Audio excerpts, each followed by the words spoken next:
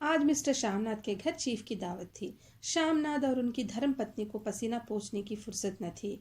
पत्नी dressing gown पहने, उलझे हुए बालों का जूड़ा बनाए, मुंह पर फैली हुई सुर्खी और पाउडर को मले, और मिस्टर श्यामनाथ सिगरेट पर सिगरेट फूंकते हुए चीज़ों की फहरिस्त हाथ में थामे एक कमरे से दूसरे कमरे में आ जा रहे थे। आखिर 5 बजते बजते तैयारी मुकम्मल होने लगी। कुर्सियाँ, मेज, तिपाहियाँ, नैपकिन, फूल सब बरामदे में पहुंच गए। ड्रिंक का इंतजाम बैठक में कर दिया गया।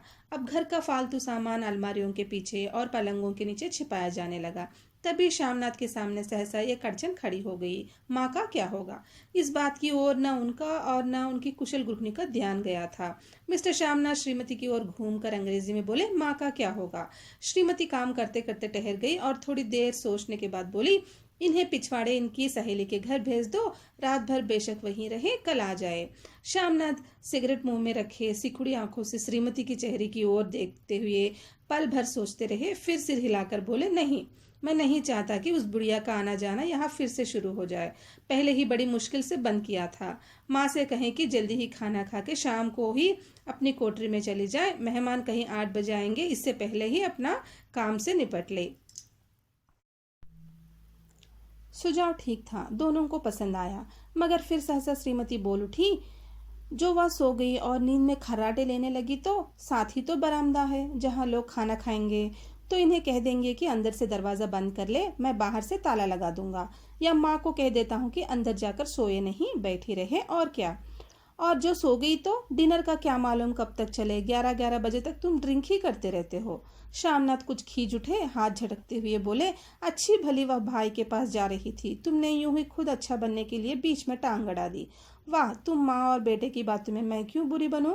तुम जानो और वह जाने। मिस्टर श्यामनाथ चुप रहे। यह मौका बहस का न था, समस्या का हल ढूंढने का था। उन्होंने घूमकर माँ की कोठरी की ओर देखा। कोठरी का दरवाजा बरामदे में खुलता था। बरामदे की ओर देखते हुए झट से बोले, मैंने सोच लिया है, और उन्हीं कदमों माँ को कोठरी के बाहर जा खड़े हुए। माँ की कोठरी के बाहर जा खड़े हुए। माँ दीवार के साथ एक चौकी पर बैठी दुपट्टे से मुंह सिर लपेटे माला जप रही थी। सुबह से तैयारी देखते हुए माँ का भी दिल धड़क रहा था। बेटे के दफ्तर का बड़ा साहब घर पर आ रहा है, सारा काम सुबीते से चल जाए। माँ, आज तुम खाना जल्दी खा लेना, मेहमान लोग 7:30 बजे आ जाएंगे। माँ ने धीरे से मुंह पर से दुपट्टा हटाया और बेटे को देखते हुए कहा, आज मुझे खाना नहीं खाना है। बेटा, तुम तो जानते हो मांस मछली बने तो मैं कुछ नहीं खाती। जैसे भी हो अपने काम से जल्दी निपट लेना। अच्छा बेटा। माँ, हम लोग पहले बैठक में बैठेंगे, उतनी देर तुम यहाँ बरामदे में बैठना। फिर जब हम यहाँ आ जाएं तो तुम गुसलखाने के रास्ते बैठक में चली जाना। और माँ अवाक बेटे का चेहरा देखने लगी और धीरे से बोली, अच्छा बेटा। माँ, आज जल्दी से सो नहीं जाना, तुम्हारे खर्राटों की आवाज़ दूर तक जाती है। माँ लज्जित सी आवाज़ से बोल उठी, क्या करूं बेटा, मेरे बस की बात नहीं है। जब से बीमार से उठी हूँ, नाक से सांस नहीं ले सकती।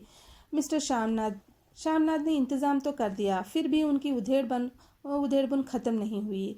जो चीफ अचानक उधर आ निकला तो 8-10 मेहमान होंगे, देसी अफसर, उनकी स्त्रियां होंगी, कोई भी गुस्लखाने की तरफ जा सकता है। क्षोभ और क्रोध में वह झुंझलाने लगे। एक कुर्सी को उठाकर बरामदे में कोठरी के बाहर रखते हुए बोले, आओ माँ, इस पर जरा बैठो तो। माँ माला संभलती, पल्लू ठीक करती उठी और धीरे से कुर्सी पर आकर बैठ गई। यूँ नहीं माँ, टांगे ऊपर चढ़ाकर नहीं बैठते, यह खाट नहीं है। माँ ने टांगे नीचे उतार ली। और खुदा के वास्ते नंगे पाँव नहीं घूमना, ना ही अखड़ाऊ पहनकर सामने आना। किसी दिन तुम्हारी अखड़ाऊ उठाकर मैं बाहर फेंक दूंगा। माँ चुप रही। कपड़े कौन से पहनोगी माँ? जो है वही पहनूंगी बेटा, जो कहो पहन लूं। मिस्टर श्यामनाथ सिगरेट मुंह में रखे फिर अधकुली आंखों से माँ की ओर देखने लगे और माँ के कपड़ों की सोचने लगे। श्यामनाथ हर बात में तरतीब चाहते थे। घर का सब संचालन उनके अपने हाथ में था। खूटियाँ कमरों में कहाँ लगाई जाए, बिस्तर कहाँ पर बिछे, किस रंग के पर्दे लगाए जाए, श्रीमती कौन सी साड़ी पहने, मेज़ किस साइज की हो।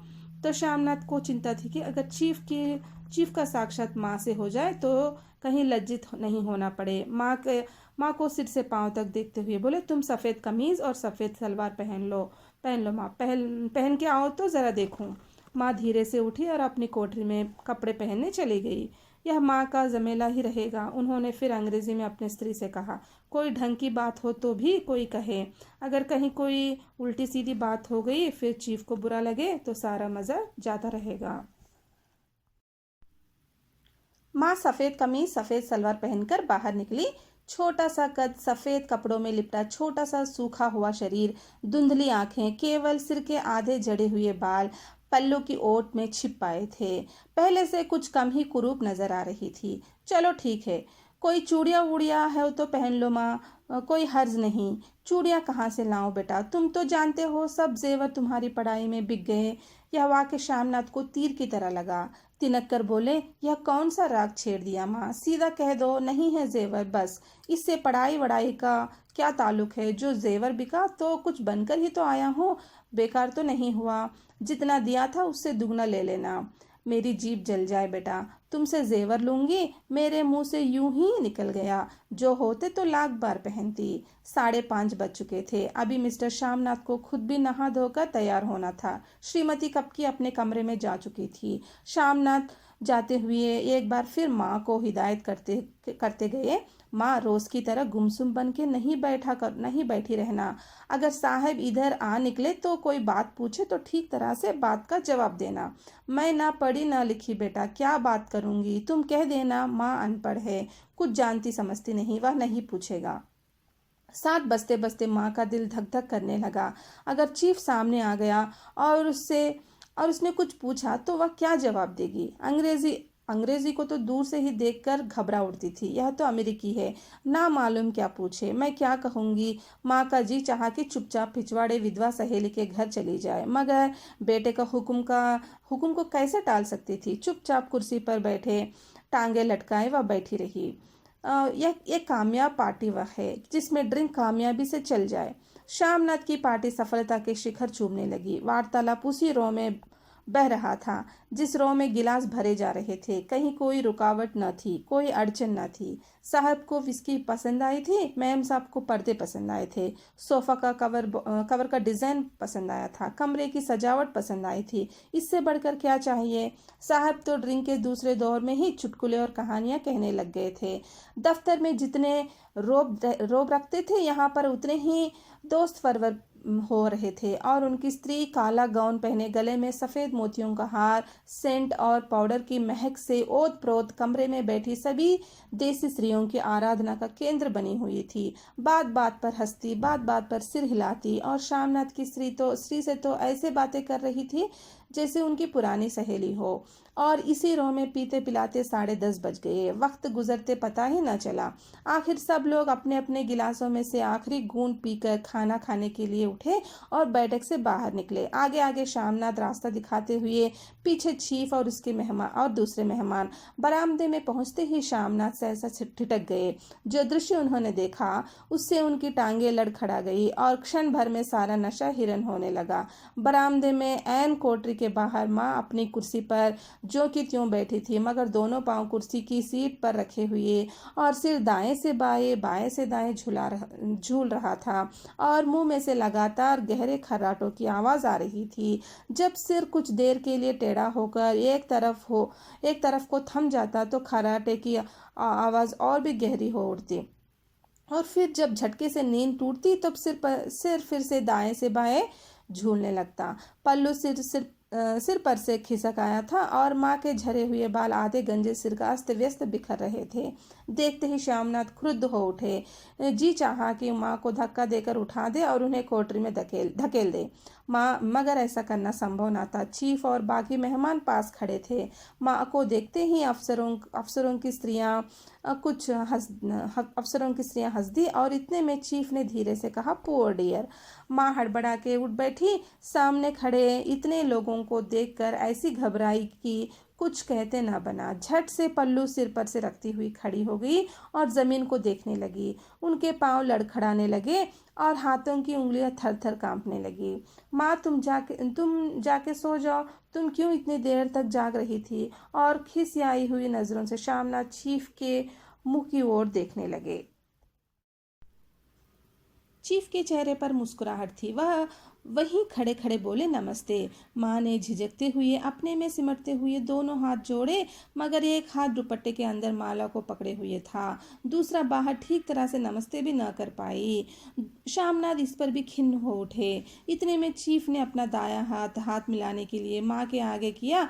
माँ और भी घबरा उठी। माँ हाथ मिलाओ, पर हाथ कैसे मिलाती? दाएं हाथ में तो माला थी। घबराहट से माँ ने बायां हाथ ही साहब के दाएं हाथ में रख दिया तो श्यामनाथ दिल ही दिल में जल उठे। देसी अफसरों की स्त्रियां खिलखिलाकर हंस पड़ी। यूं नहीं माँ, तुम तो जानती हो दायां हाथ मिलाया जाता है, दायां हाथ मिलाओ।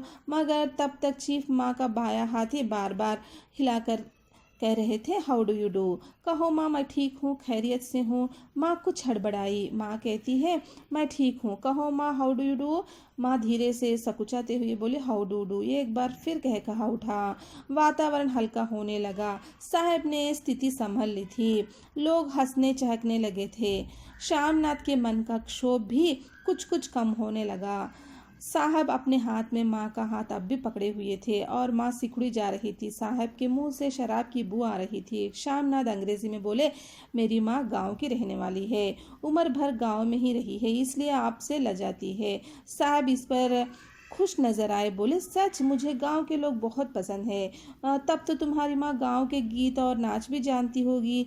चीफ खुशी से सिर हिलाते हुए माँ की ओर टकटकी बांधे देखने लगे। माँ, साहब कहते हैं कोई गाना सुनाओ, कोई पुराना गीत तुम्हें जो कितने ही याद होंगे। तो माँ धीरे से बोली, मैं क्या गाऊंगी बेटा, मैंने कब गाया है। वाह माँ, मेहमान का कहा भी कोई टालता है। साहब ने इतनी रीस से कहा है, नहीं गाओगे तो साहब बुरा मानेंगे। मैं क्या गाऊं बेटा, मुझे क्या आता है। वाह, कोई बढ़िया ठप्पे सुना दो, और कोई बढ़िया ठप्पे सुना दो, दो पत्थर अनारा दे। तो देसी अफसर और उनकी स्त्रियों ने इस सुझाव पर तालियां पीटी। माँ कभी दीन दृष्टि से बेटे के चेहरे को देखती, कभी पास खड़ी बहू के चेहरे को। इतने में बेटे ने गंभीर आदेश भरे लिहाज में कहा, माँ, इसके बाद तो हाँ या ना सवाल ही ना उठता था। माँ बैठ गई और क्षीण दुर्बल लरसती आवाज में एक पुराना विवाह का गीत गाने लगी। हरियाणी माए हरियाणी भौने, हरिया तो भागी भरिया है। देसी स्त्रियां खिलखिला के हंस उठी। 3 पंक्तियां गा के माँ चुप हो गई। बरामदा तालियों से गूंज उठा। साहब तालियां पीटना बंद ही न करते थे। श्यामनाथ की खींच प्रसन्नता और गर्व में बदल उठी थी। माँ ने पार्टी में नया रंग भर दिया था। तालियां थमने पर साहब बोले, पंजाब के गाँव की दस्तकारी क्या है। तो श्यामनाथ खुशी से झूम रहे थे।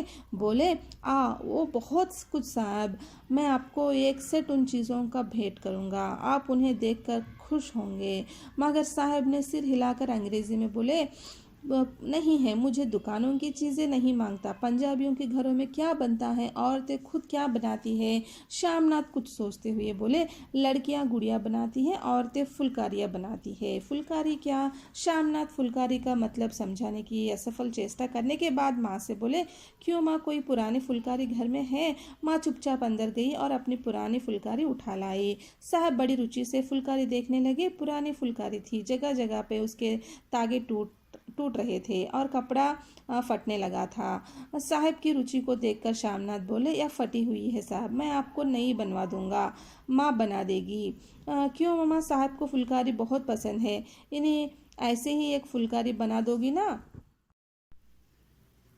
माँ चुप रही, फिर डरते डरते धीरे से बोली, अब मेरी नज़र कहाँ है बेटा, बूढ़ी आंखें क्या देखेंगी। मगर माँ का वाक्य बीच में ही तोड़ते हुए श्यामनाथ साहब को बोले, वह ज़रूर बना देंगी, आप उसे देखकर खुश होंगे। साहब ने सिर हिलाया, धन्यवाद किया और हल्के हल्के झूमते हुए खाने की मेज़ की ओर बढ़ गए।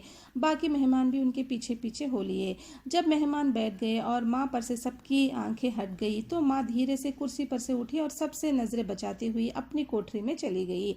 मगर कोठरी में बैठने की देर थी कि आंखों में छल छल आंसू बहने लगे। वह दुपट्टे से बार बार उन्हें पोंछती, पर वह बार बार उमड़ आते, जैसे बरसों का बांध तोड़कर उमड़ आए हो। माँ ने बहुत तेरा दिल को समझाया, हाथ जोड़े, भगवान का नाम लिया, बेटे की चिरायु होने की प्रार्थना की, बार बार आंखें बंद की, मगर आंसू बरसात के पानी की तरह जैसे थमने में ही न आते थे। आधी रात का वक्त होगा। मेहमान खाना खाकर एक एक करके जा चुके थे। माँ माँ दीवार से सटकर बैठी आंखें फाड़े दीवार को देखे जा रही थी। घर के वातावरण में तनाव ढीला पड़ चुका था। मोहल्ले की निस्तब्धता श्यामनाथ के घर पर भी छा चुकी थी।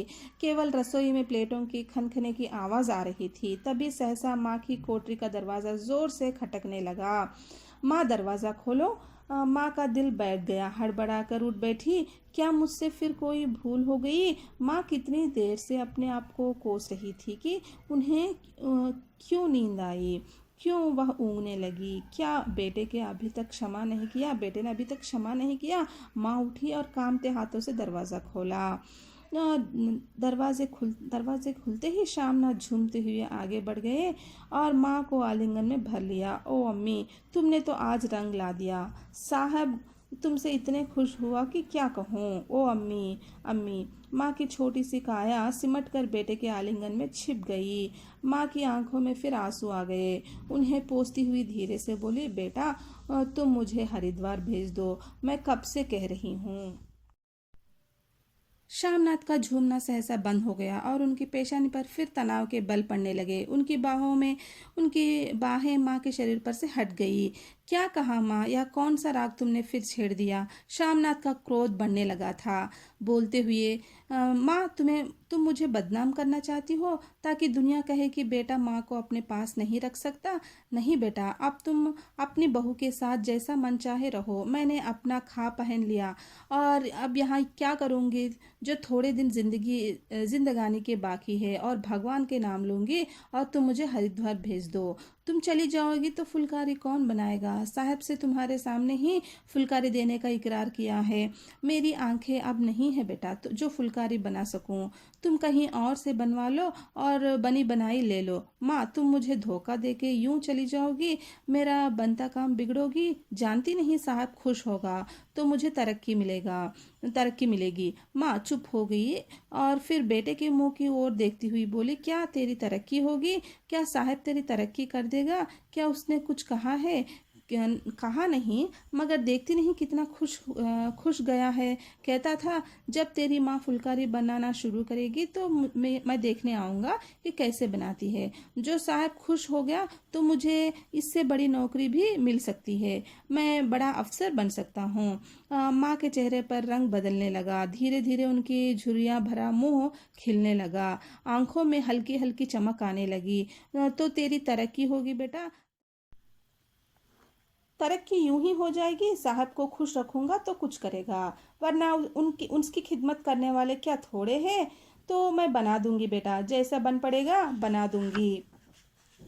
और माँ दिल ही दिल में फिर बेटे की उज्जवल भविष्य की कामनाएं करने लगे। और मिस्टर श्यामनाथ अब सो जाओ माँ कहते हुए तनिक लड़खड़ाते हुए अपने कमरे की ओर घूम गए।